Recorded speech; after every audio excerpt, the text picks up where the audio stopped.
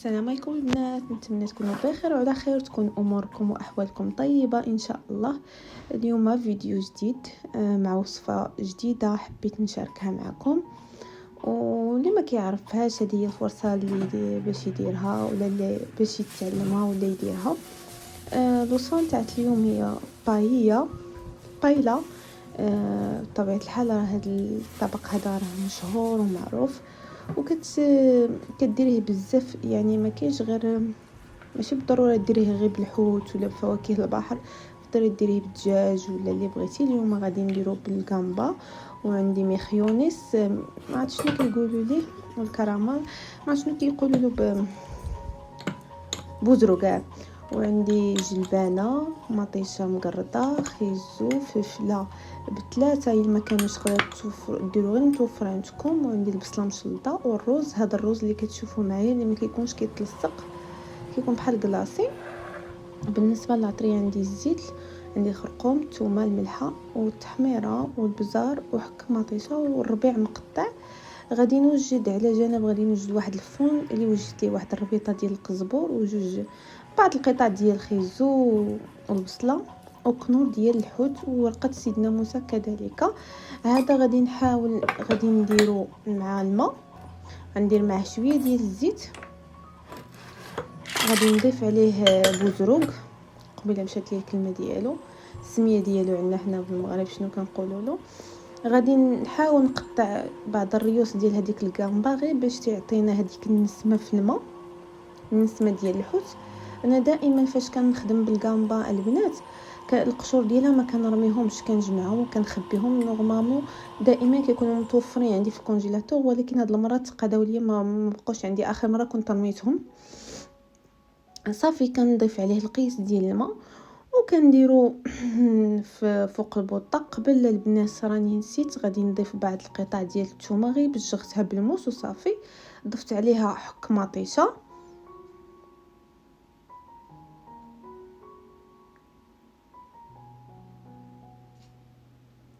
وبطبيعه الحال هذاك الكنور ديال السمك غادي نخليه يتبويا شويه، زعما كيطيب بهذاك الماء.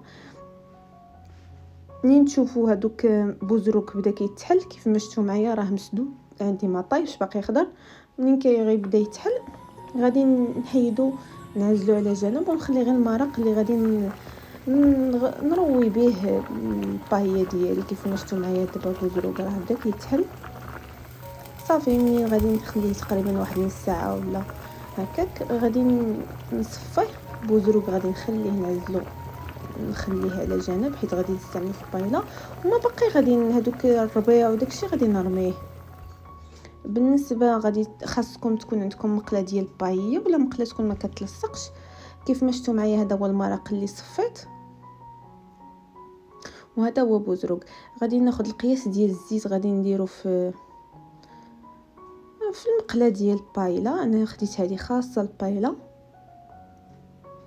تقدروا ديروا اي مقله ما كتلصقش، ولا من الاحسن المقله هي ما كتجيش طنجره تقدر تعجن. المهم هي من الاحسن دار في مقله خاصه بالبايله. هنا عندي البصله مشلطه، غادي نديرها تشحر مع شويه الملح والبزار. العطريه اللي درت اللي وجدت الخرقوم والتحميره.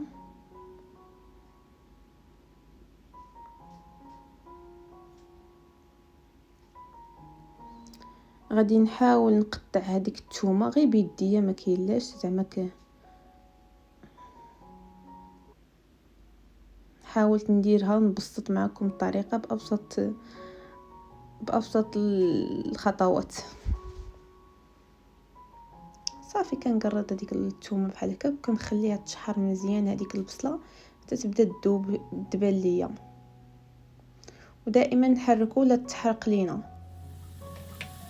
من بعد غادي نضيف القزبور ومعدنوس القياس، وغادي نخلي بعض القياس حيت غادي نحتاجو من بعد. من بعد غادي نضيف الكراميل، نشوي معايا الكراميل عندي خضر. بعض القطع ديال الكامبا حيدتهم الراس غادي نضيفهم كذلك، واخا عندي الكامبا راه طايبه كتبان بحال هكا زدتهاش خضره. كيف ما قلت لكم البنات راه تقدروا ديروا غير داكشي اللي متوفر عندكم وديروا الصدر ديال الدجاج معاه. يعني الصدر ديال الدجاج تقطعوه طريفات وديروه مع مثلا كامبا وميخيونيز بوزروك، ولا ديروها بلا داند. هنا ضفت مطيشه. المهم كيف ما بغيتو، ماشي بالضروري يكون عندكم الحوت، تقدروا يكون عندكم غير واحد النوع ديال الحوت مثلا الكروفيت وتضيفوا عليه الصدر ديال الدجاج. والله البنات ما كتبانش راه ديال، ما كتبانش فيها النسمه ديال الدجاج، كتكون فيها النسمه ديال الحوت. هنايا ضفت الفلفله اللي قطعت، الفلفله خضراء وحمراء وصفراء. الا ما كانتش عندكم ديروا غير اللي كاين عندكم متوفر، الخضراء مثلا. من بعد غادي نروي بهذاك الماء. هذاك الماء هو باش غادي نروي البايله ديالي، ما غاديش ندير الماء زعما عادي ولا الماء طايب. غادي نخليه شويه يطيب هذاك الكراميل كيف ما شفتوا معايا فاش بدا كيطيب بحال هكا. هنا غادي نضيف الروز وقيلا كنقولوا له بلاصي، ولا المهم ما يكونش من النوعيه اللي كتلصق. كاين واحد الروز خاص بالبايله، انا كنت كنشريه ولكن هاد المره كان عندي هذا متوفر، ف دائما كنستعمل اللي عندي متوفر. اللي ما عنديش متوفر كان ديك الساعات كناخذ. غادي نضيف هنا الجلبانه، حيت الجلبانه الكونجيلي كتكون ديجا طايبه، لذلك ضفتها في اخر زعما في اخر الخطوات. هنا غادي نستف الكامبا اللي عندي برا، غادي نحاول نزين بها ديك الطايله من فوق.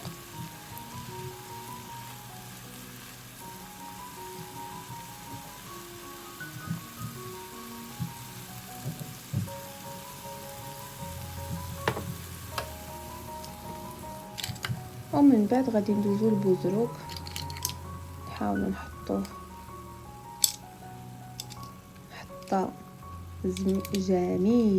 جميله زعما نزينو في نفس الوقت، نزينو باش يعطينا حتى المنظر. حيت راكم عارفين العين كتاكل قبل زعما قبل ما ناكلو، راه العين كتاكل. صافي وديك الساعات غادي نروي بالماء اللي وجد بهذاك الفون فومي، نورمالمون كيسموه فون فومي ديال الحوت. كديريه الا بغيتي تصاوبي اي حاجه لي صوص لي سوب ولا شي حاجه، من الاحسن تكوني كتصاوبي هذاك الفون فومي باش تروي هو هذاك. من بعد غادي نغطي بابي الومنيوم وغادي نقاس عليه قبل درت عليه شويه الربيع وصافي. وغادي نقص عليه شويه ماشي شويه، في الاول غادي نخلي لدرجه الحراره متوسطه، ومن بعد واحد 10 دقائق غادي نقص ونخليها تطيب على خاطرها. ودائما مره نطل لا تكون نشفات ليا، الا نشفات ليا نزيد نروي. هنايا راني طليت بانت ليا شويه نشفات، راني زدت رويت.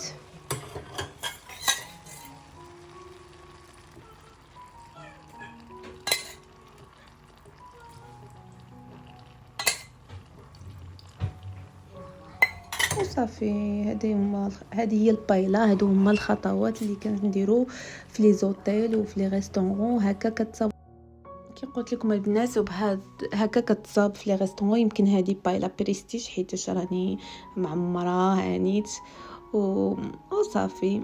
نتمنى يكون الفيديو ديال اليوم والطبق ديالكم يكون نال الاعجاب ديالكم. الا كنتو اول مره كتشاهدوا الفيديو ديالي ما تنساوش تخليو ابوني وتفعلوا الجرس وتخلوا لي لايك وكومونتير يكون زوين باش دائما يوصلكم الجديد ديالي. فعلوا الجرس كيف ما سبق لي قلت.